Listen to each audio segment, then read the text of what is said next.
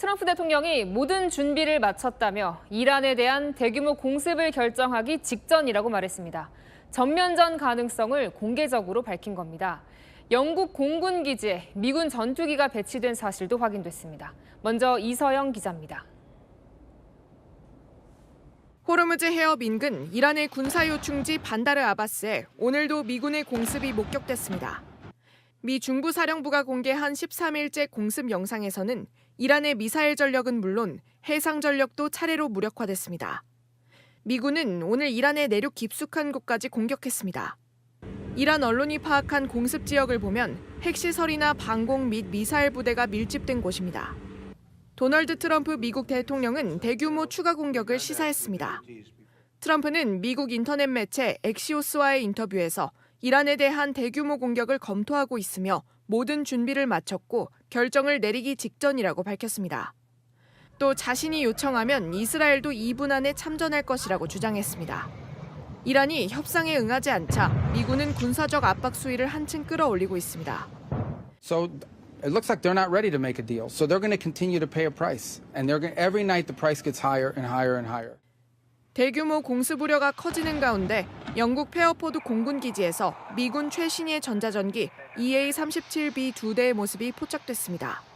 전자전기는 적 레이더와 통신망을 교란하는 핵심 전력으로 공습 지원에 투입됩니다. 채널A 뉴스 이서영입니다. 네, 트럼프 대통령의 압박에도 이란은 미국의 휴전안을 거부한 걸로 알려졌습니다.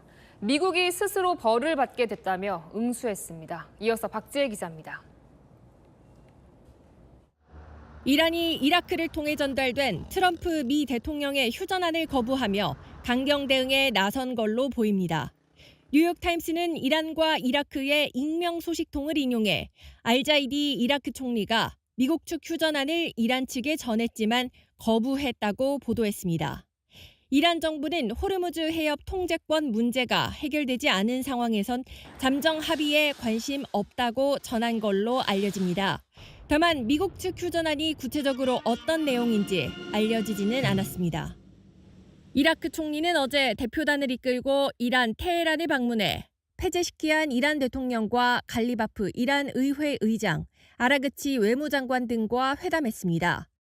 앞서 이라크 총리는 지난 14일 백악관을 방문했고 트럼프 대통령이 기대감을 표한 바 있습니다. We're going to make some tremendous music together. They want to do business with America. 갈리바프 이란 의회 의장은 SNS를 통해 미국은 이란을 벌 주려고 했지만 오히려 세 자릿수 유가로 스스로 벌받게 됐다며 강경 자세를 보였습니다. 미 정보당국 등 전문가들은 이란이 생각보다 잘 버티는 상황에서 공습만으로 협상 태도를 바꾸기 어렵다는 주장을 제기하고 있습니다. 채널A 뉴스 박지혜입니다. 중동 긴장이 최고조에 이른 가운데 홍해 봉쇄를 선언한 예멘 후티 반군에 이란이 비밀리에 미사일을 전달했다는 의혹이 제기됐습니다. 이란은 전면 부인하고 있지만 미국은 배후 세력인 이란의 책임을 묻겠다며 보복을 경고했습니다. 박자은 기자입니다. 지난 13일 착륙 예정이던 예멘의 사나 공항이 공습을 받아 다른 공항으로 돌아가야 했던 테헤란발 항공기에 이란 혁명수비대 고위 지휘관과 요원 등 10수명과 군사 장비들이 실린 것으로 알려졌습니다. 로이터 통신은 후티군 작전 지원과 신형 미사일 시스템 교육을 하기 위해 지휘관을 파견한 것이라며 활동 자금 명목으로 금괴도 보냈다고 복수의 소식통을 인용해 전했습니다. 당시 예멘 정부군은 허락받지 않은 비행기의 착륙을 막기 위해 공습했다고 밝혔습니다. 이후 후티 반군은 예멘 정부군을 지원하는 사우디아라비아와 대립에 나섰습니다. 이란 관계자들이 예멘에 도착하고 3일 뒤 실제 사우디아라비아 해상 봉쇄가 발표됐습니다. 그리고 어제 홍해를 지나던 사우디아라비아 국적 유조선 2척이 탄도미사일과 드론의 공격을 받아 불길에 휩싸였습니다. 이란 측은 후티 반군 지원 사실을 부인하고 있지만 예멘 정보부 장관과 복수의 관계자들은 장비와 인력 지원을 인정하는 상태입니다. 후티 반군의 도발에 트럼프 대통령은 군사보복을 예고했습니다. 추가 선박 공격이 있을 경우 후티가 이란의 대리 세력이라는 점에서 후티와 이란 모두에게 책임을 묻겠다고 경고했습니다.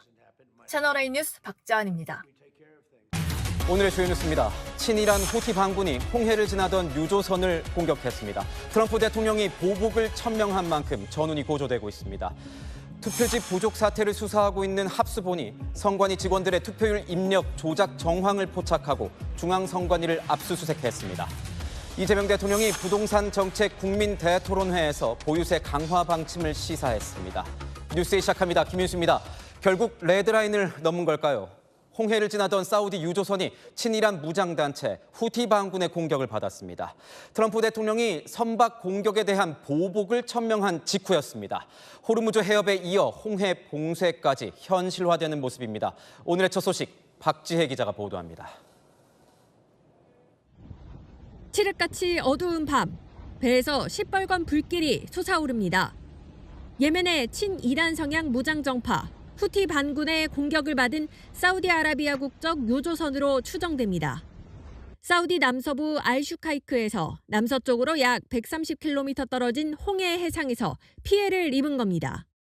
이틀 전 후티 반군이 사우디에 대한 해상 봉쇄를 선언한 후 실제 민간 선박을 공격한 것은 이번이 처음입니다.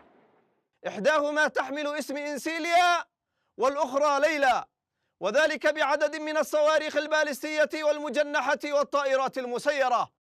후티는 공격 직전 무전으로 경고도 보냈습니다. 자신들을 예멘 해군이라고 칭하며 항행 금지 결정을 따르지 않으면 표적이 될 것이라고 강조했습니다. 후티 반군이 밝힌 피해 선박인 엔셀라호는 지난 20일 사우디 얀부항을 출발해 홍해 남쪽으로 향하던 중 피격된 것으로 확인됐습니다. 사우디 측은 엔셀라호 피격 사실은 인정했으나 라이디아호에 대해서는 언급하지 않았습니다. 사우디 교통청 관계자는 선원들은 모두 무사하다며 이번 공격은 상선과 승무원의 안전을 보장하는 국제법과 국제협약을 위반한 행위라고 비판했습니다. 호르무즈 해협에 이어 홍해 항로마저 위협받으며 사우디의 원유 수출길마저 흔들리고 있습니다. 채널A 뉴스 박재입니다. 이란은 호르무즈 해협도 재봉쇄에 나섰습니다. 이 해협을 지나던 선박 한 척이 이란군의 공격을 받은 뒤 납포됐습니다. 벌써 세 번째인데 호르무즈 해협의 주도권이 자신들에게 있다는 점을 강조하는 모습입니다. 김용성 기자가 보도합니다. 호르무즈 해협에 진입한 뒤 최근 사흘 넘게 추적되지 않던 선박. 지난 19일 호르무즈 해협에서 발사체 공격을 받은 그리스 선사 소속 유조선 카베 말레아소입니다. 영국 파이낸셜 타임스는 위성 사진을 근거로 카베 말레아소가 이란 측 해역으로 끌려간 정황이 보인다고 보도했습니다. 이란에 납포된 걸로 보이는데 지난 4월 납포된 화물선 2척에 이어 세 번째 선박 납포입니다. 이란 측은 연일 호르무즈 해협의 주도권을 자신들이 쥐고 있다고 강조하고 있습니다. 이란군은 오늘 성명에서 미군 선동을 받은 유조선 3척 중 한 척은 폭발과 함께 화재가 발생했고 2척은 급히 방향을 돌렸다고 밝혔습니다. 그러면서 호르무즈 해협은 이란 통제 아래에 있다며 미국이 적대 행위를 하는 한 완전히 봉쇄된 상태로 유지된다고 강조했습니다. 채널A 뉴스 김용성입니다. 이에 따라 미군의 공격 수위는 갈수록 높아지고 있습니다. 전투 재개 이후 처음으로 죽음의 백조라 불리는 B-1 폭격기로 이란군을 공격했습니다. 특히 미국은 이란 핵시설이 있는 것으로 추정되는 곡괭이 산을 타격하겠다고 공식 예고했습니다. 뉴욕에서 백승우 특파원이 보도합니다. 움직이는 목표물을 향해 정확히 조준하자 금세 불길에 휩싸입니다. 항구에서도 섬광과 함께 폭발이 이어집니다. 미 중부사령부는 오늘도 야간 공습 영상을 공개하며 이란의 미사일, 드론 저장 시설 등을 타격했다고 밝혔습니다. 미 매체 엑시오스는 이란 전투재개 12일 만에 미군이 전략폭격기 B-1 랜서를 투입시켰다고 보도했습니다. 죽음의 백조로 불리는 B-1 랜서는 최대 34톤 무기를 적재하고 저고도에서 초음속 비행이 가능합니다. 한편 이스라엘 공영방송은 미국이 중폭격기를 동원해 이란 비밀 핵시설로 알려진 곡괭이 산을 타격할 예정이라고 이스라엘에 전했다고 보도했습니다. They're getting hit so hard. and they want to make a deal. But I say they're not ready to make a deal.